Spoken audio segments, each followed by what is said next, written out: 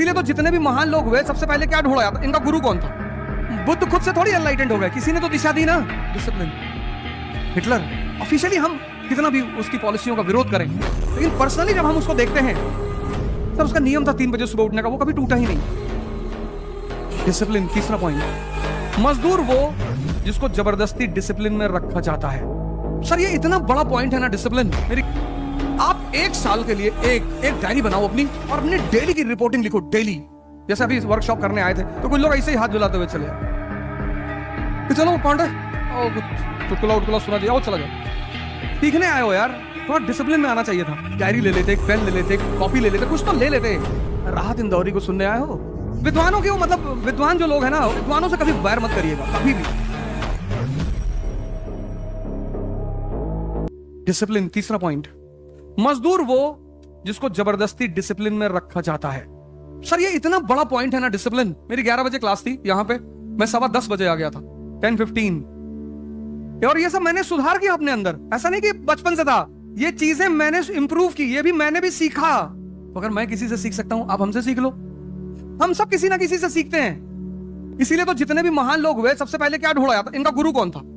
बुद्ध खुद से थोड़ी एनलाइटेंड हो गए, किसी ने तो दिशा दी ना, डिसिप्लिन। हिटलर ऑफिशियली हम कितना भी उसकी पॉलिसियों का विरोध करें, लेकिन पर्सनली जब हम उसको देखते हैं, सर उसका नियम था 3 बजे सुबह उठने का, वो कभी टूटा ही नहीं। शराब नहीं पीता था।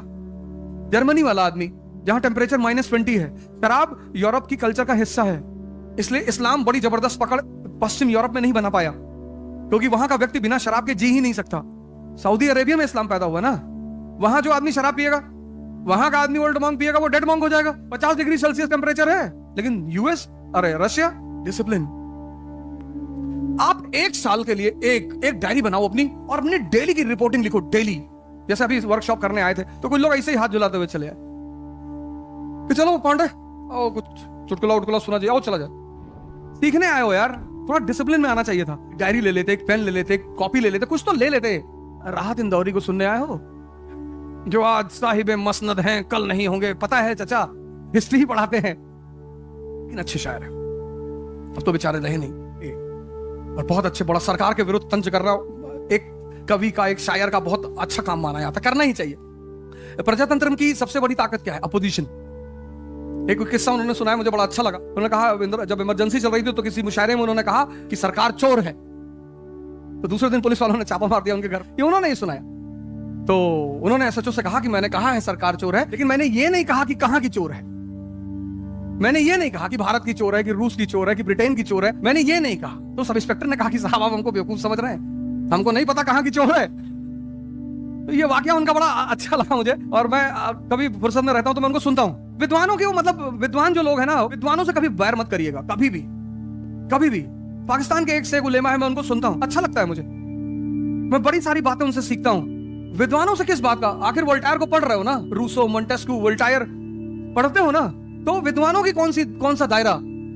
अभी कराची में एक इंस्टीट्यूट है, universal civil services institute of Pakistan, वो बुला रहे हैं मुझे कि आप हमारे यहाँ आइए, वर्ल्ड हिस्ट्री पढ़ा दीजिए। उनके यहाँ इंडियन हिस्ट्री तो है नहीं, इंडियन पढ़ाएंगे तो फिर वो देश बचेगा नहीं, फिर वो कहेंगे हमको वापस ले चलो अपने कंट्री में। तो वर्ल्ड हिस्ट्री उनका सिलेबस है, यूरोपियन हिस्ट्री। तो और मैं वर्ल्ड हिस्ट्री यहाँ पढ़ा, उन्होंने हमसे कहा कि आप हमारे यहाँ आके पढ़ा दीजिए। मैंने कहा सौभाग्य है हमारा, तो हालात ठीक हो जाए तो मैं जाऊंगा। टूटा वो दुर्घटना थी, कोई मिलाएगा भी तो। अगर वेस्ट ईस्ट जर्मनी हो सकता है तो क्यों नहीं हो सकता? हम राजू सर, नलिन सर जाके पढ़ाएंगे, देखो भैया। और एक बार हम पहुंच गए फिर तो बात ही खत्म हो जाएगी। हम पहुंचे तो वहां। डिसिप्लिन। आप ये छोटी बातें हैं, बहुत छोटी। बाकी प्रीलिम्स, मेंस, इंटरव्यू तो बहुत बाद में आता है। ये 2 साल से हैं यहाँ पे, कितने लोग यहाँ बैठे होंगे जो 2-2, 3-3 साल से यहाँ तैयारी कर रहे होंगे। क्या फायदा? एक डायरी बनाइए और अपना पूरा चार्ट बनाइए, डेली का रिपोर्ट कार्ड। अगर आपका शेड्यूल नहीं है पढ़ने का, मत पढ़िए, कुछ भी करिए, उसकी शेड्यूलिंग करिए कि आज 1 2 3 4 ये काम मुझे करना है, और कोशिश करिए कि वो शेड्यूल किसी भी कीमत पे ना टूटे। आप क्लास आ रहे हैं, आपको कोई बचपन का दोस्त आ गया कि यार मूवी देखने चल रहा है, अब हमारी बात नहीं मानोगे? अच्छा थोड़ा सा लीवर का हिस्सा दे तो मान ले।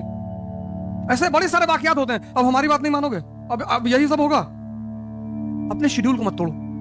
तुम 1 साल ये बातें करके देखो, अगर तुम्हें रिजल्ट नहीं मिलेगा मैं फिर आऊंगा दोबारा। तुम 1 महीने के अंदर अपने अंदर चेंज देखोगे। चौथी बात, ये तो सामान्य बातें रही, संघर्ष, मन और डिसिप्लिन। अब हम आ जाएं कुछ परीक्षा की तरफ।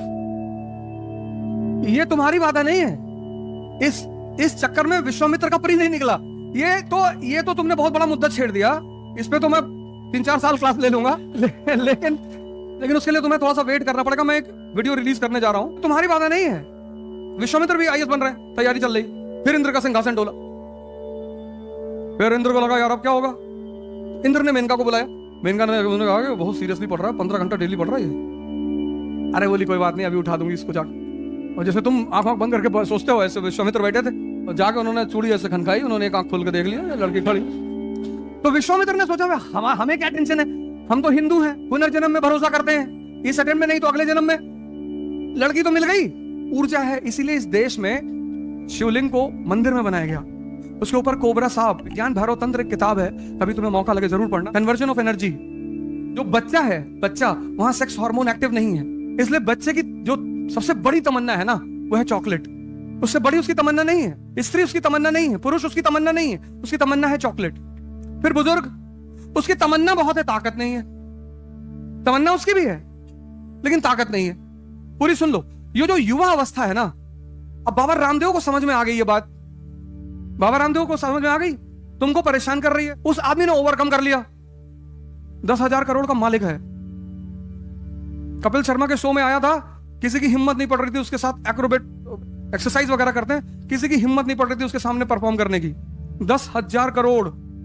और कपिल शर्मा मुकेश अंबानी की बेटी की शादी में थाली उठाएंगे, बाबा रामदेव नहीं उठाएगा। मुकेश अंबानी की इतनी औकात नहीं है कि वो बाबा रामदेव से कहते कि मेरी बेटी की शादी में तुम थाली उठा लो, किसी गेस्ट को दे दो। मुकेश अंबानी की बेटी की शादी में एक बड़ी प्यारी घटना घटी। बॉलीवुड के जो कलाकार हैं उसको बुलाया उसने और कहा तुम लोग जितने भी गेस्ट आए हैं सबको सर्व करोगे। क्या संदेश दिया उस आदमी ने। पैसा होने से सब कुछ नहीं है, लेकिन ये बात वो सदगुरु से नहीं कह सकता था। ज्ञान सर्वोच्च है, तब भी था, आज भी है और कल भी रहेगा। वो बाबा रामदेव से मुकेश अंबानी नहीं कह सकते कि आप हमारे यहाँ गेस्टों का आदर करेंगे और उनको माला पहनाएंगे, उनको खाना सर्व करेंगे। नहीं नहीं नहीं, क्योंकि शक्ति ही तो है। और अगर वो शक्ति एक समय आएगा। इसलिए मैंने बड़े सारे वीडियोस डाले यूट्यूब कि कन्वर्जन, धर्म का जो सबसे बड़ा सिद्धांत है वो है कन्वर्जन, लेकिन एक है सूडो कन्वर्जन। खत्म। श्यामलाल बन गया शमशुद्दीन, नाम चेंज करने से थोड़ी कुछ होता है। श्यामलाल बन गया सैमुअल, लेकिन ये सूडो कन्वर्जन है। जो ओरिजिनल कन्वर्जन, अल्लामा इकबाल कहते हैं ना, कुछ बात है कि हस्ती मिटती नहीं हमारी। कौन सी बात? यही बात कि सिद्धार्थ इंद्रियों पे जी रहा है, और जो व्यक्ति इंद्रियों पे जी रहा है उसको जो इंद्रियों की विशेषताएं हैं वो प्रभावित करेंगी। अगर तुम्हें सेक्स प्रभावित कर रहा है तो तुम एक नॉर्मल इंसान हो। अब कुछ ज्यादा कर रहा है तो थोड़ा सा एबनॉर्मल हो, लेकिन अगर तुम्हें सेक्स प्रभावित कर रहा है तो तुम नॉर्मल इंसान हो। लेकिन इस देश ने एक समय पर आकर कह दिया कि सेक्स की कोई बात नहीं करेगा। जैसे इस देश में अगर तुम सेक्स पे बात करो तो लोग तुम्हें रोक देंगे तुरंत। भाई साहब प्लीज, गंदी बातें कर रहे, करने के लिए मरे जा रहे हो, बात तो कर लो। तो वो आचार्य रजनीश ने जब पहली बार वो प्रवचन दिया जिसपे कथा संभोग से समाधि, और बड़ा बवाल हुआ इस देश में। भ्रष्ट आदमी है ये। यही एकमात्र देश है दुनिया का जहां दीवालों पे हर जगह लिखा हुआ है निराश पुरुष मिले। तुम इंद्रियों पे हो, तुम इंद्रियों से गवर्न हो रहे हो। अगर तुम सदगुरु जैसे किसी गुरु के पास, मैं ये नहीं कह रहा सदगुरु के पास, तुम्हारी चॉइस, तुम्हारी पूरी तुम्हारी चॉइस, किसी ऐसे आदमी को तुम पकड़ो जो तुम्हें साधना करना सिखा दे। हाँ, ये मन जो है ना, मन, इसकी कुछ विशेषताएं हैं। जैसे पहली विशेषता, विचार फेंकता रहेगा। कुछ भी, तुम्हें दो चीजें कभी नहीं पता चलती। एक, विचार आ कहां से रहे हैं। तुम 40 घंटा आंख खोल करके बैठ सकते हो, लेकिन तुम 4 मिनट आंख बंद करके नहीं बैठ सकते। उसकी सबसे बड़ी वजह यह है कि विचार कहां से आ रहे हैं ये नहीं पता। अगर ये पता चल जाए कहां से आ रहे हैं तो हम उन्हें तुरंत पकड़ ले। और दूसरी, कब कौन सा विचार आएगा। मैं क्लास ले रहा था तो एक लड़का उठा और क्लास के बाहर चला गया। अक्सर जाते ही लोग, फिर आया बैठा, फिर 5-10 मिनट बाद फिर चला गया। तो हम सोचते कि थोड़ा ऑक्सीजन लेने गया होगा, खींचने उछने गया होगा, पता नहीं क्या पढ़ा रहा है, समझ में नहीं आ रहा। जब वो 5वीं बार उठ के जाने लगा तो मैंने उसको रोका। मैं कहा सर बेचैनी हो रही है। हमने क्यों? कहा सर मुझे ऐसा लग रहा है कि भूकंप आ रहा है। अरे मैंने कहा जब लग रहा है तो हमें भी बता।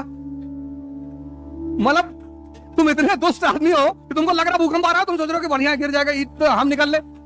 और बेसमेंट की क्लास, बेसमेंट की, एक दरवाजा। हमने कैसे लग रहा है? कहा सर विचार आ रहा है। हमने कहा हाँ बैठो, मरोगे नहीं, बैठो। जब राम अपने पिताजी को नहीं बचा पाए, भगवान कहते भगवान सब करता है, अपने पिताजी को नहीं बचा पाए, राजा दशरथ को, कुछ नियम है वो शाश्वत है,